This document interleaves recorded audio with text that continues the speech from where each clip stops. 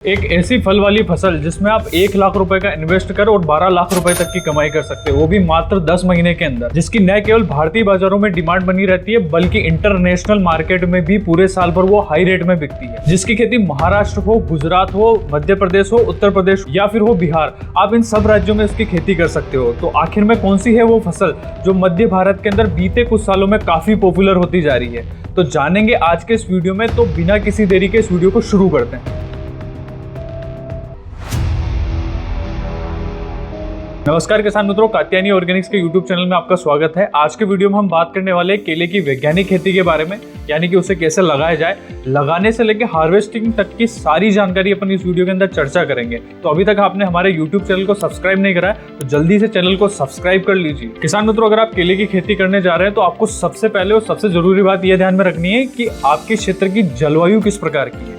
अगर आपके क्षेत्र के अंदर ज्यादा ठंड पड़ती है, अगर आपके क्षेत्र का तापमान 10 डिग्री सेल्सियस से नीचे और 40 डिग्री सेल्सियस से ऊपर का रहता है, तो आपको इस क्षेत्र के अंदर केले की खेती नहीं करनी चाहिए। जम्मू कश्मीर हो, हिमाचल प्रदेश हो, उत्तराखंड हो या फिर कुछ भाग पंजाब और हरियाणा का, इन क्षेत्रों में ठंड के मौसम में 10 डिग्री सेल्सियस से नीचे का तापमान आ जाता है। तो आप अगर इन राज्यों में रहते हैं तो आपको केले की खेती नहीं करना चाहिए। और अगर आप राजस्थान के भी रहने वाले हैं तो भी आपको केले की खेती के ऊपर ज्यादा ध्यान नहीं देना चाहिए, क्योंकि राजस्थान में भी गर्मियों के सीजन में तापमान 40 डिग्री सेल्सियस से ऊपर चला जाता है और इस टेम्परेचर के ऊपर केले की खेती नहीं की जा सकती। अगर आप फिर भी इन क्षेत्रों के अंदर खेती करते हैं तो आपकी फसल के अंदर कई प्रकार की समस्याएं देखने को मिलेगी। एक तो बढ़वार नहीं आएगी और दूसरी बात है आपको काफी ज्यादा रोग और कीटों की समस्याओं को देखना पड़ेगा। ये तो होगी जलवायु की बात। अब वीडियो में आगे बढ़ते हैं और बात करते हैं खेत की तैयारी और मिट्टी का चुनाव किस प्रकार से करें। केले की खेती वैसे तो सभी प्रकार की मिट्टियों में की जा सकती है, लेकिन अगर आपके क्षेत्र के अंदर चिकनी दोमट मिट्टी है, हल्की जमीन है या फिर भारी जमीन है तो आप केले की खेती आसानी से कर सकते हैं। लेकिन आपकी मिट्टी का पीएच 6.5 से 7.5 के बीच होना चाहिए। अगर 7.5 से ऊपर का पीएच है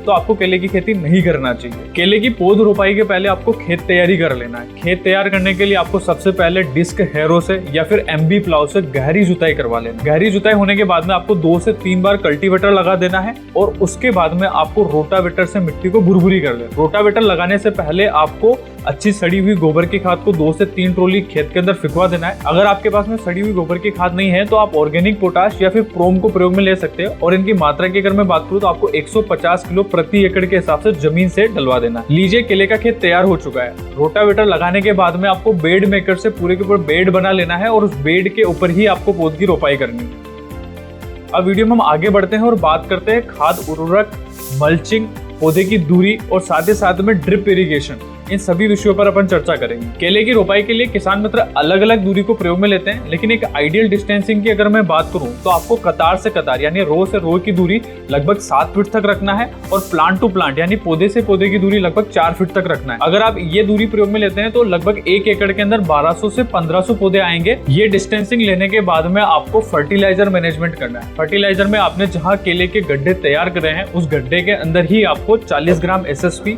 40 ग्राम DAP, 10 ग्राम MOP और अगर आप ठंड के सीजन में केले की फसल कर रहे हैं तो आपको 5 ग्राम प्रति गड्ढे के हिसाब से सल्फर को प्रयोग में लेना है। क्योंकि अगर आप सल्फर प्रयोग में लेते हैं तो ये ठंड वाले सीजन में मिट्टी का जो टेम्परेचर है उसको अच्छे से मेंटेन रखता है और फसल को चिलिंग इंजरी से बचाता है। फर्टिलाइजर मैनेजमेंट के बाद में अपन आते हैं ड्रिप के ऊपर। अगर आप केले की रोपाई कर रहे हैं या फिर केले की खेती करना चाहते हैं तो आपको कभी भी सिंगल ड्रिप नहीं लगाना है, आपको डबल ड्रिप लगाना है जो पौधे की दोनों साइडों पर होनी चाहिए। अगर आप सिंगल ड्रिप प्रयोग में लोगे तो सिर्फ एक साइड पे ही नमी बन पाएगी, उस कारण से केले की सिर्फ एक ही साइड की जड़ों का विकास अच्छे से हो पाएगा।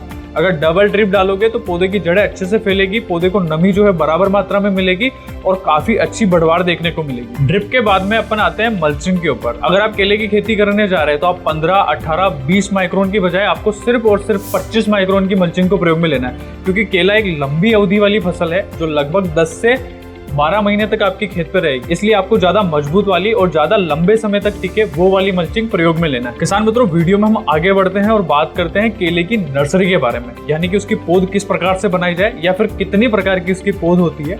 अपन इस विषय में आगे बात करेंगे। केले की पौध की अगर मैं बात करूँ तो पहली विधि होती है नॉर्मल विधि। इस विधि के अंदर केले के शकर के द्वारा जो है पौध तैयार की जाती है। शकर मतलब होता है केले का जो मेन पौधा होता है उसके साइड में जो छोटे छोटे प्लांट निकलते हैं या फिर छोटे छोटे जो पौधे निकलते हैं उन्हें ही शकर बोला जाता है और उसी के द्वारा उसकी नई नर्सरी तैयार की जाती है। यही एक नॉर्मल विधि है जिसके अंदर केले की ज्यादातर जो नर्सरी है वो इसी विधि से तैयार की जाती है। केले की पौध रोपाई की दूसरी और सबसे मॉडर्न, जो आज के समय में सबसे ज्यादा पॉपुलर है, उस विधि का नाम है टिश्यू कल्चर।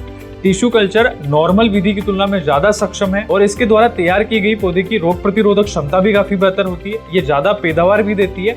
उसके अलावा इसकी फसल जो है वो कम अवधि में भी पक के तैयार हो जाती है। टिश्यू कल्चर के अंदर केले के तने को काटकर उसे एक निश्चित टेम्परेचर पर ग्रो किया जाता है और उसी भाग से ही नया तना तैयार होता है, नई जड़ें तैयार होती है और नए पौधे तैयार किया जाता है। तो इसे ही टिश्यू कल्चर बोला जाता है। इस विशेष विधि से तैयार किए हुए पौधे ज्यादा सक्षम होते हैं और जिनकी रोग प्रतिरोधक क्षमता भी अन्य वैरायटियों की तुलना में ज्यादा सक्षम होती है। केले की खेती करने जा रहे हैं तो वैरायटी सिलेक्शन के ऊपर भी आपको बहुत ज्यादा ध्यान देना चाहिए, क्योंकि वैरायटी ही निश्चित करती है कि आपकी केले की फसल का उत्पादन कितना निकल के आए। और अगर केले की वैरायटी की अगर मैं बात करूँ तो सबसे ज्यादा और सबसे पॉपुलर वैरायटी है G9, जिसे ग्रैंड 9 के नाम से भी जाना जाता है। भारत में लगाई जाने वाली केले की वैरायटियों में लगभग 90% तक इस वैरायटी की हिस्सेदारी है। लगभग जितनी भी वैरायटियां लगती है उसमें सबसे ज्यादा पॉपुलर यही वाली किस्म है। G9 वैरायटी इसलिए ज्यादा मशहूर है क्योंकि इसके एक बंच यानी कि एक गुच्छे से लगभग 25 से 40 किलो तक का वजन उतरता है। और दूसरी सबसे बड़ी खासियत होती है कि इस वैरायटी की जो समय अवधि है, मतलब जो पकने की जो अवधि है, ड्यूरेशन जो है वो काफी कम होता है। लगभग अगर आप देखोगे तो ये 9 से 10 महीने में ही पक के तैयार हो जाती है। इसके जो केले का जो आकार है वो इंटरनेशनल मार्केट के लिए काफी ज्यादा फिट बैठती है। अगर आप एक्सपोर्ट क्वालिटी का बनाना उगाना चाहते हो तो ये G9 जो वैरायटी है वो काफी ज्यादा अच्छी है। तो किसान मित्रों, अगर आप एक्सपोर्ट क्वालिटी का बनाना उगाना चाहते हो तो ये G9 वैरायटी आपके लिए सबसे बेहतरीन है। तो किसान मित्रों, यही थी केले की खेती के बारे में संपूर्ण जानकारी। अगर आपको वीडियो में दी गई जानकारी अच्छी लगी तो इसे लाइक करें, चैनल को सब्सक्राइब करना न भूलें और आपके पड़ोसी किसान भी अगर केले की खेती करना चाहते हैं तो इस वीडियो को उनके साथ में जरूर शेयर करें।